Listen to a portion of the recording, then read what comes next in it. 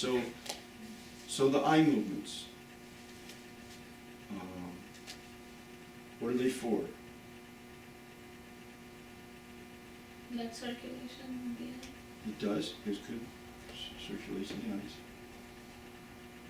I'm guessing there's a direct connection between the eye movements and the clearing the mind or focus of mind. Whoa, very good. Yeah. So It does help to consciousness. develop the mind's ability to focus and concentrate. That's good. Consciousness. Consciousness, that's a pretty broad term. Mm. Consciousness, just saying consciousness sort of can just paint everything, but it doesn't actually tell us anything with that one word. Conscious of your vision and where it's going, Being conscious of your vision and what's happening with your vision, Which direction, if you're, usually when we do eye is that movements- useful?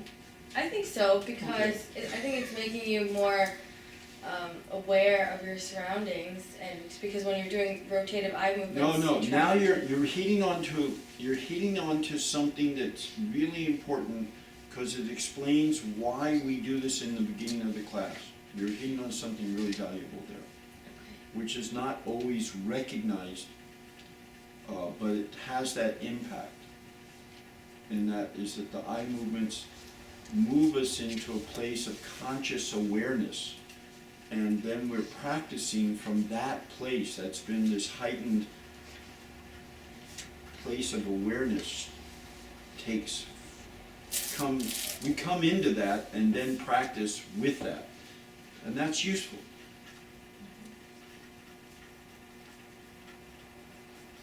Anything else? Eye movements? I think so. This is great.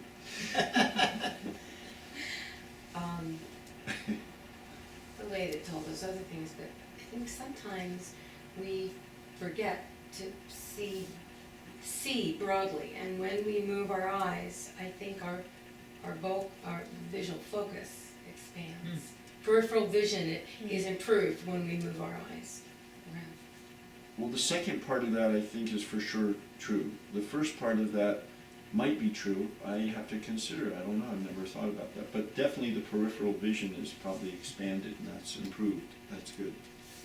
Yeah. Also, when I'm moving my eye like this, I'm also saying it to my brain, like it's like, I feel like it's also centering me, that okay, I'm not just looking here and there, but I'm really You're consciously. developing the mind's ability to focus and concentrate. That's what that does. It's really useful.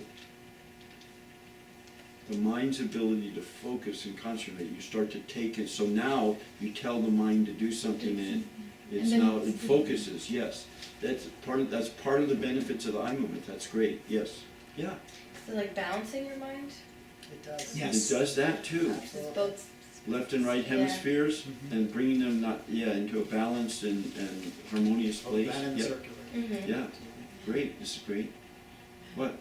I was going to say something close to that, that I've heard that looking to the left and looking to the right activates opposite sides of your brain. So it's your left brain and your right brain. So if you're always looking to the left, if someone is good at reading you, that you can tell whether you're lying or not. If you're looking to the right, you're, Oh, interesting. yeah, it's like people who always look in one direction when they're being evasive. I don't know which side it is, I guess you should know that too, if you don't wanna be caught. Right. Anything else? Any more Yeah. thoughts? Probably this is something really like physical, but I started losing my vision to read, and I started using glasses.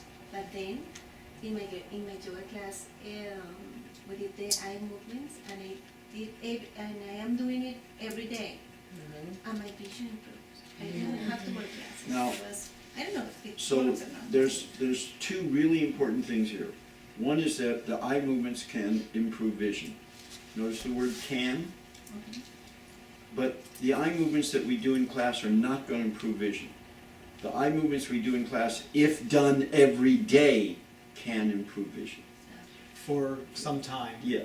You have to keep up with it longer than we really do it in class. Yeah. We don't do it long enough in class. Right. So your 20/20 vision. No, I think it's about if you're losing vision because the muscles around the right. eyes are And that's weak usually and what they happens. It's usually, right. It's the weakening of the muscles, so Yeah, so the usually- retina will move back and forth and not be in the proper place, and when you tighten those muscles up, it kind of brings the retina back into the right position. Right. But But it you have to takes do it for some regular time. exercise Right. steadily And time, for a you while have to to do it, improve your like, vision. my wife did it, same thing. And she actually was taking the train to New York and somebody told her about this thing that he was doing, not even talking about yoga, but he was given these things to do with his eyes to From an improve. optometrist. Yeah, from an optometrist, to improve his vision, but his practice was a half hour. Yeah. It was a half hour of Netraviamo.